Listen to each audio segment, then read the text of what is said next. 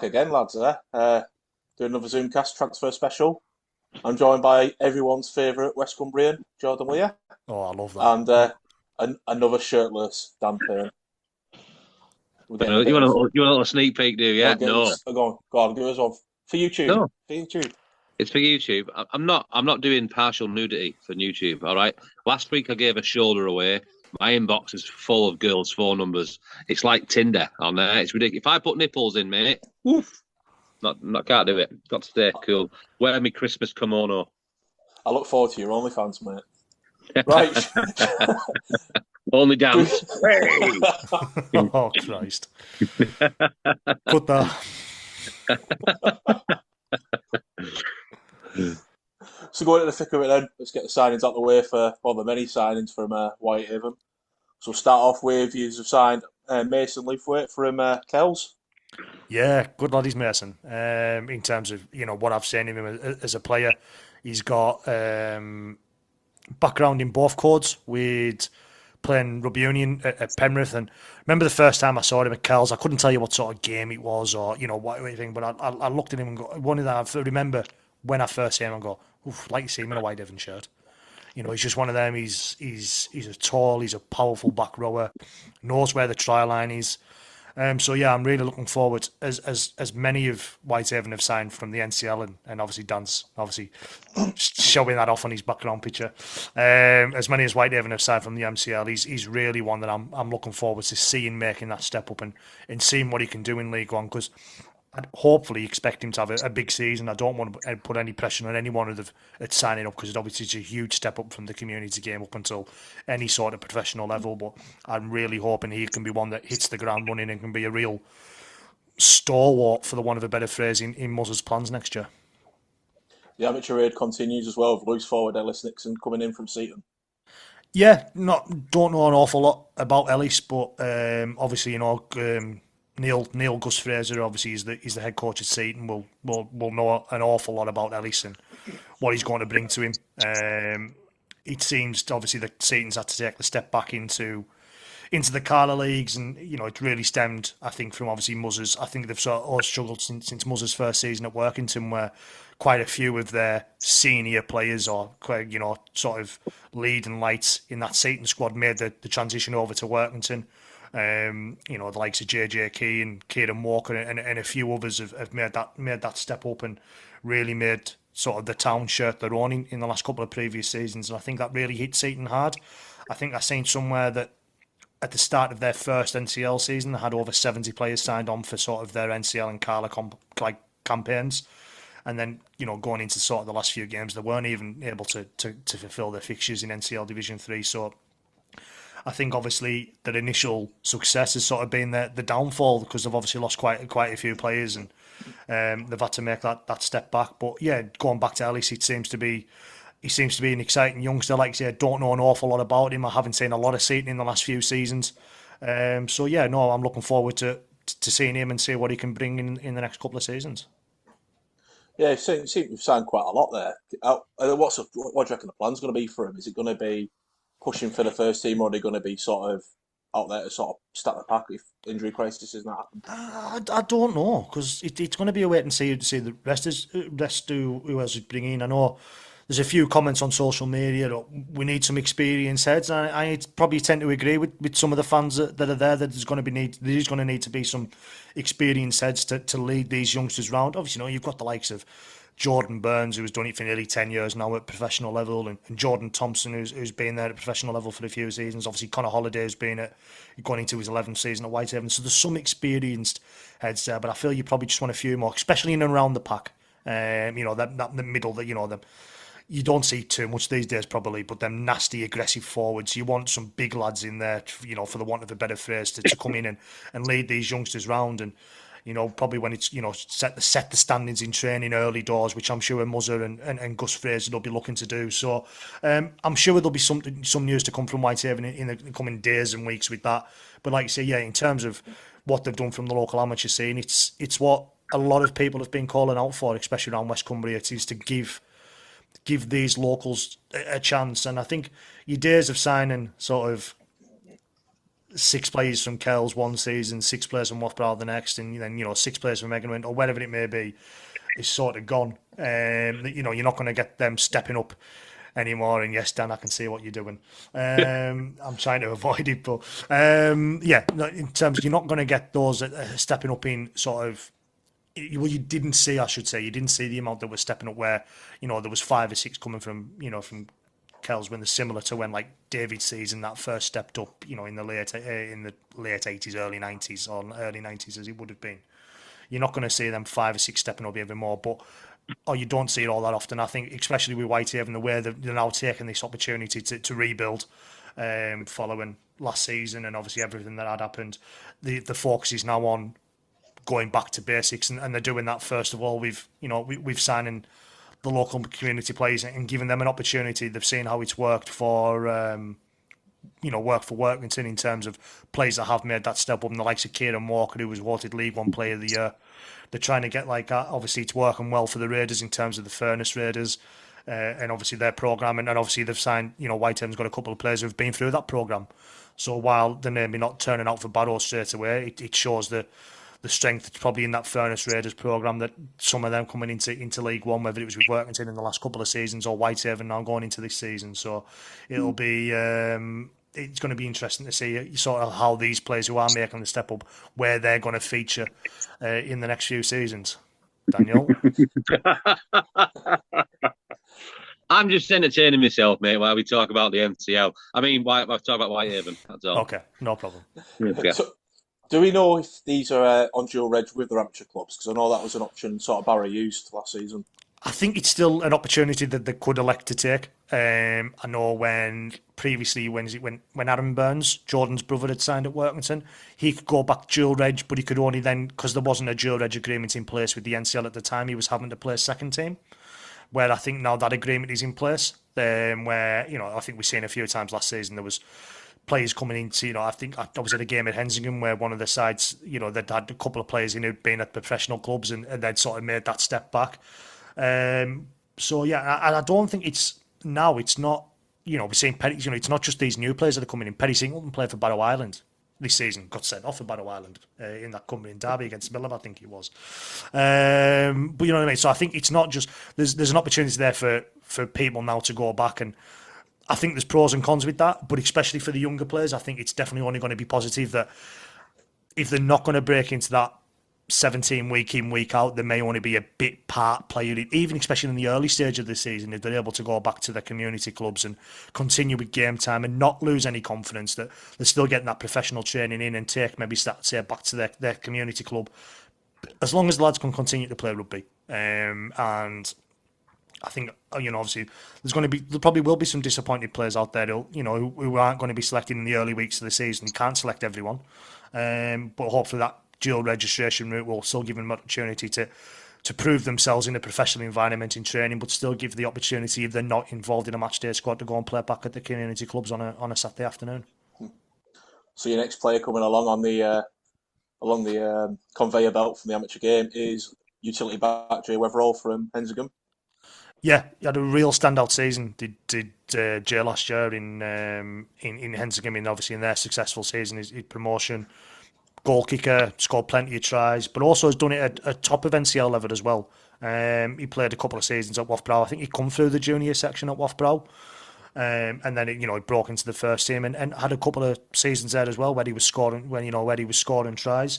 But yeah, really was a mainstay in Chris Coward's Hensingham side last season of why they were so successful and able to and yet again now he's took this opportunity that, if Whitehaven maybe weren't relegated or hadn't gone through the issues that they'd gone through in previous seasons, which we don't want to dwell on too much, of course, but if that hadn't happened and Whitehaven, had just toddled along as similar to the Raiders in terms of there's been no issues there. Yes, they've still been battling for survival, but there's no issues there. There's no, there hasn't been any battles.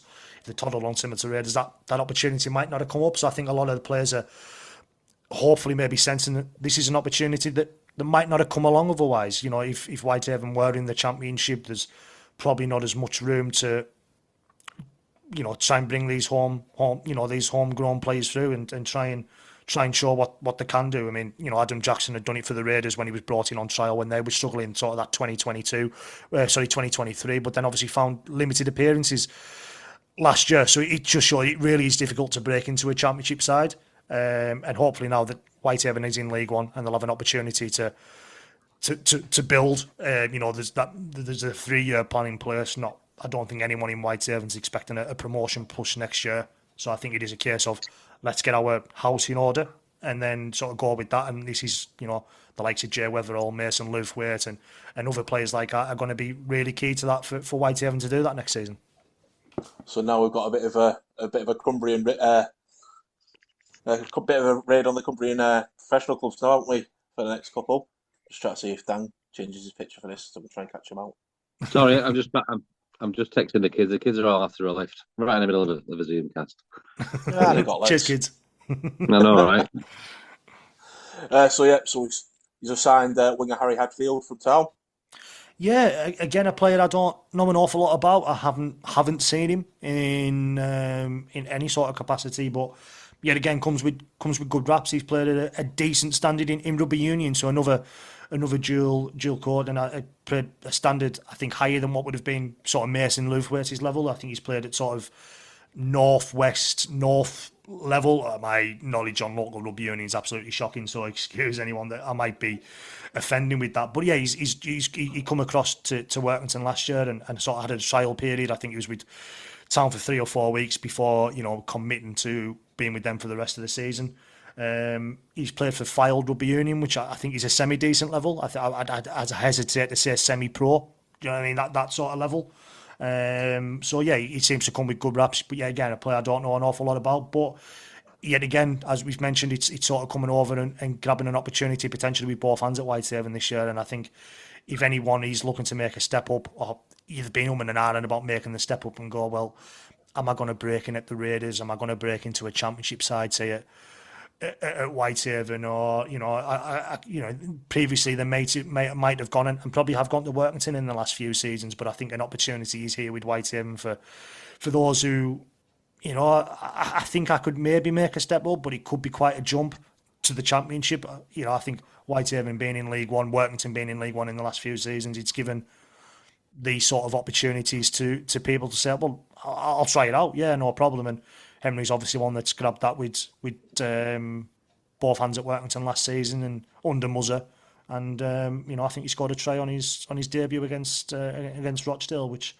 Town won on that afternoon. So yeah, yet again, I don't know an awful lot about, but I think we're going to see an awful lot with Whitehaven. There will probably be many people in Whitehaven who won't know an awful lot about a number of these players that's going to be coming in, but I think that'll be the excitement going into next year.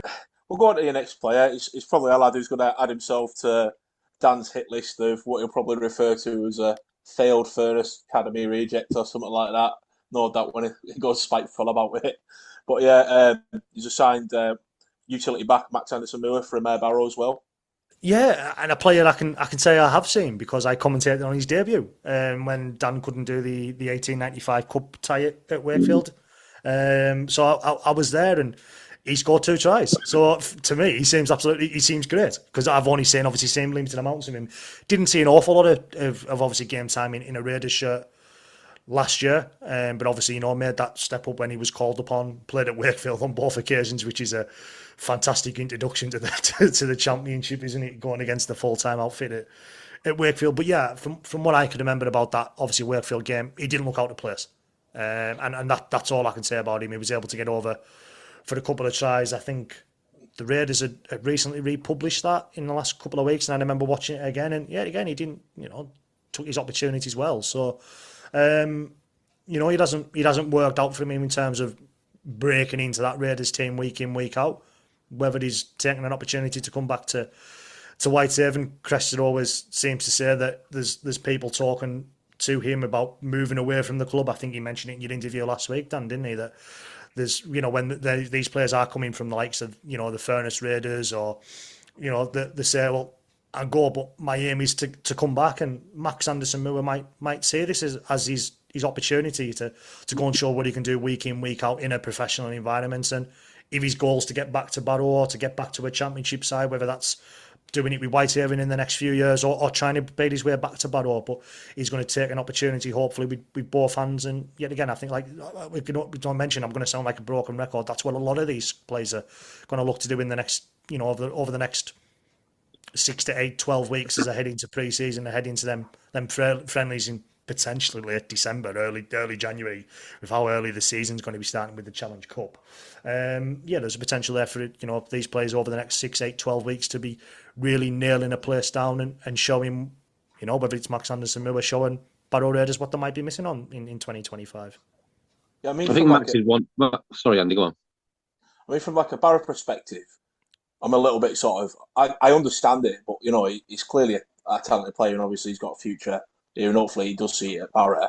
But you're sort of seeing, we'll probably touch on it later, but obviously Shaw signed a new deal, and he at Barrow. So is it a case of, maybe he's going to be the Shaw replacement out on that wing when Shaw calls it a day, and in the meantime he's getting experience in a pro game at a decent level of staying in Cumbria? Maybe, and with that, and obviously, as you mentioned, Ryan Shaw, and obviously Barrow's also fetched in Curtis Tier. So obviously, I know he obviously struggled with sort of centres. I think obviously Shane Toll played quite a lot at centre last year, and that he probably doesn't want to be playing centre. There's obviously the opportunities for him might have been limited in that backs, and so he's took the decision, and fair play to him. He probably could have easily stayed at the Raiders, continued on dual registration, and only been called up when sort of needed. But no, he's decided, no, I don't. I feel that he can contribute more than that, and he's decided to join Whitehaven and show what he can do at that level next season. You got anything you want to cover on that one, Don? Because I interrupted you before. No, it's fine. You just sit there and interrupt me. To be fair, you've covered pretty much everything I was going to say. Sorry, it's like, it's all right. A lot of these guys, they want to play for the Kings of Cumbria, so the standard has been set, and it's not a sort of thing where you can just come and jump in. Like, there's no you can't, like, if Ryan Shaw retired tomorrow, they're going to struggle to just, like, Max Anderson might come in, but it won't be an instant replacement. You have to learn the systems. It takes, like, Whitehaven are going to find out now. These lads are going to jump from amateurs to the semi-professional game, and they're going to take a year at least for the team to gel. And then from that year, you're going to filter through which ones are going to make it. There's outside of the game, they've got these lads' work commitments, the training commitments. It's a big step up. There's a lot of things that are a step up more than just the opponent you're against on a Sunday afternoon. And I think a lot of the NCL hopefully will get going again once Whitehaven release some of these players back to the amateur ranks. But no, all credit to them. But yeah, it's a long process, and I do hope players like Max go out, find their feet, reach that next level, and when they can become one of the best at what they do in that division, then they are ready for that step up to the Championship. And hopefully, if what he wants to do is come back to Barrow, then hopefully he's met the standards met by the needs of Paul Guerreri. So going to another amateur raid now. They've started coming to our territory, Dan. He's signed centre Tom Farron from Roos. He's a player I've sort of seen quite a bit over the last couple of years with Roos playing sort of against the team I was coaching at the time, Mindpool. He's in for a treat. If he can make that step up to the pro game, he's a hard running centre and gets through quite a lot of graft and does get quite a few points on the board for you as well. Yeah, you were right on the phone when sort of that was announced that if he can replicate what he's shown at that Northwest Men's. Yeah. So I mean that. And no disrespect to Northwest Men's, but that's then probably a step above. Obviously, it's a step above. It's a step below NCL, so it's an even bigger step up. But in all fairness, well done for wanting to make that step up. Obviously, in terms of Tom former, I don't know. There's that many community lines. I don't know if he has or he hasn't been, but this season he's out there. Yeah, so he's been so he's obviously he's been recognised as one of the leading lights at community level. Coming out, and not many probably get picked outside the NCL. In terms of, so with that, so he's obviously has made an impact at Northwest Men's level, and like you say, yet again, an opportunity for him to step up. You've said, Andy, he's got the attributes if he wants to make that step up. Whether, like you said, and Dan's making a very good point that it's a bit different. I know, in terms of training, there's probably not much difference in terms of the amount of sessions. I think it'll just be the intensity of them sessions compared to, at a professional level compared to say, like an NCL or a Northwest men's level. And I think that it's probably going to be the only difference. Probably the more of a pre-season having to get fitter and fitter because you're going to be going up against men. And a lot of these players are playing men at obviously NCL level, but these young, a lot of these young lads maybe are going to be going up against hardened rugby league professionals who have been playing at Championship or League One level, potentially even Super League level. Some of the players at Gula signing as an example, who have been playing at sort of 10, 15 years. So yeah, it's going to be a really big step up from whether you're coming from NCL or Northwest men's. And yeah, I think that's there'll be good days for Whitehaven next season. There'll be bad days for Whitehaven. I think it's probably going to be a really turbulent in terms of on the field, because there'll be weeks where they're looking absolutely flying. Then you may go next week and go, well, what happened there? But I think when you're blooding a completely new squad together, as it's going to be for Whitehaven, and how you're making it up of these community players, it's going to be a really interesting season for Whitehaven. Sticking with sort of community players as well, you signed another one with Rio McQueeston from Millom. Yeah, a name I've heard quite a bit. Yet again, I haven't seen an awful lot of Millom in the last few seasons, normally when they've been up in Enzigam. But he's a name that's always been bandied about, another community lion. So, Whitehaven signed quite a few of them. So it's one of them, yet again, looking forward to. I've only heard good things about. Played a bit in Australia, I think, over the last 12, 18 months as well. So he's tested himself in another environment. So you'd hope that would put him in good stead coming into another environment. He hasn't just been in that environment at Millom and amongst, the same sort of people, for the want of better, same type of people of him, Cumbrian, and obviously what it means. He's gone to test himself at another level down under in Australia. And he'll be, you'll be hoping that puts him in, like you say, good stead to come into another environment at Whitehaven and gel quite quickly, because he was, you had to do that thousands and thousands of miles away from home. Yeah. Another lad you've come in now from town, another former Barra Raider. When I've seen him in a Barra shirt, I was quite impressed, to be fair, but I get why he wasn't getting the game time, because there were stronger options on paper that were above him. Connor Saunders signed him from town. Yeah, we had Connor for a game back in 2023, and I think that was quite tactical from a certain Mr. Crary at the time, but he'd helped Whitehaven out. And yeah, from what I've seen of Connor, which is that one game in a Whitehaven shirt and potentially the odd game in a Raiders shirt, I don't think I seen him in a Town shirt last year, from what memory serves me. But yet again, one of them that he's done it. He's made the step up. He also played for West Wales, didn't he, in that sort of game at Barrow in 2021, where they just sort of filled it full of Barrow amateurs. Think sure they could fulfil the game, couldn't they? But yeah, no, he's another one of them that again comes with good raps. He's got experience at this level, and he's going to and it's. At the minute, it seems to be sort of an option that Whitehaven might be slightly, or would have been slightly lacking in and around 9. So yeah, he's going to give that option there. Obviously, and it's probably an option that Whitehaven struggled to fill over the last few seasons, to have 2 9s. Obviously, James Newton had obviously done his ACL in 2022, so then sort of come in and has rebuilt in 2023. And unfortunately, it doesn't seem like we're going to see him in a Whitehaven shirt again. Really unfortunate. Whitehaven have announced that there's only Connor Holiday that's resigned, sort of re-signed. So it seems like, I don't know, we may make it to 4-0. And if Newt wants to go down that line, I'm sure the door of those will be open at Whitehaven. But it seems, for now at least, that door isn't a door that's open for him. But yeah, so Connor's going to fulfill that. You'd probably see he's a starting 9 next year. He was able to interchange this year with Matty. I think probably done a lot of work with Matty Henson at Workington. But yeah, he'll be looking to come in and make that 9 shirt his own, and put a real stamp on that and look to lead the side around the field. Another raid from town, Keir McPherson, former Millamite as well. Yeah, former Millam. I had to do a bit of research on Keane, I'll be completely honest. Obviously seen him at town in and around when I was doing some work for Radio Cumbria, going through and speaking to Muzza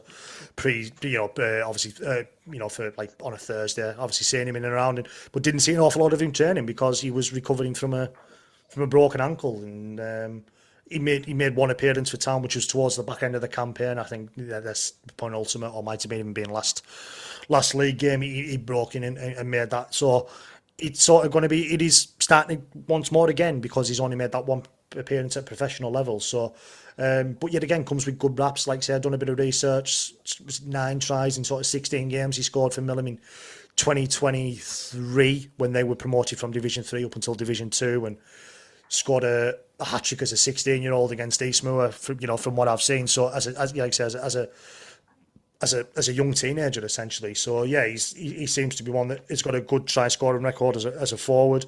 Obviously, as we mentioned, it's a big step up from community level to semi-pro, but he'll be one that now hoping he can do that injury-free, get a good pre-season behind him at Whitehaven, and hopefully we'll be able to put his best foot forward and see what he can really do at professional level.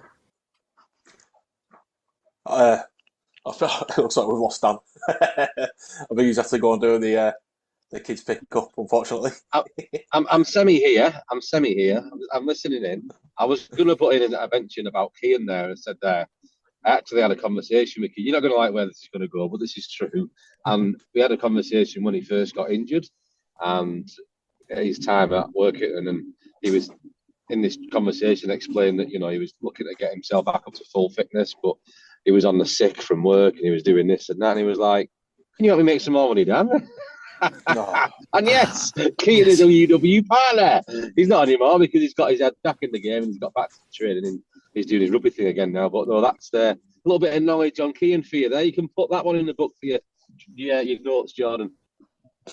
No thanks. We'll move away from Dan shamelessly plugging his cult. It's the last bit of stockpiling for our transfer special for Whitehaven. I'll let you go over this signing, Jordan. Aaron Turnbull, and I know why you're asking me, is because my family have sponsored him, and Aaron's one of them. He's probably been on Whitehaven's radar for a few seasons, and I think he come down a few seasons ago to have some training sessions, and I think he was advised. I think I might be wrong when I'm saying this, but he moved at that time from Hensingham to Egremont, who, obviously a few divisions higher up in NCL, and I think he's community lion, as a lot of Whitehaven signings have been, and he comes with, yet again, really good raps. When I've seen him, he's never looked out of place. He's got a real good, ferocious running game on him as a forward. And like I say, it's our family in terms of that have sponsored Aaron at Whitehaven this year in memory of now my late grandma. And we've done that because he signed from Egremont. My grandma lived in Egremont for whole of her life. So we decided when the opportunity came up to sponsor Aaron that we would do, and I'm really looking forward to seeing him make that step up. One from Egremont. Not many have made that step up from either Egremont or Wafbrow in the last few seasons. Not too many. You'd say what would previously have been Cumbria's leading community clubs in terms of, obviously, with them, and Kells have obviously joined them in the NCL in the last few seasons. So it's good to see a player stepping up from Egremont or Wafbrow, obviously in this case Egremont, and showing that what they can do. And I'm really looking forward to seeing what he can do, and seeing what he can bring in a Whitehaven shirt, and seeing what he will bring in next season. So we'll quickly move into the very limited bit of Barrow news. Ryan Shaw signed for the 2025 season, and Delaney Bedwood signed a new one-year deal extension at Barrow for the 2025 season as well. Obviously, Penny's a big fan of Shaw. It's a sure thing, Andy. It's a sure thing. I've that one well, haven't I? Oh, you have. And also what we've seen from Delaney Bedwood as well. He's a player who's just got better and fitter as the season went on, really. Yeah, we're talking to Paul about Delaney and about how he's come on and leaps and bounds. And Paul, to his credit, over the last 10 years he's been here, he will give anybody a chance. And certain players have come and had a high standard. Maybe they've let them standards slip. Maybe they haven't shown an improvement. Whereas Delaney started at the bottom in terms of where he was going to be in the squad, and he's made it his own personal mission to up his levels, do what was asked of him, and ultimately earn a contract.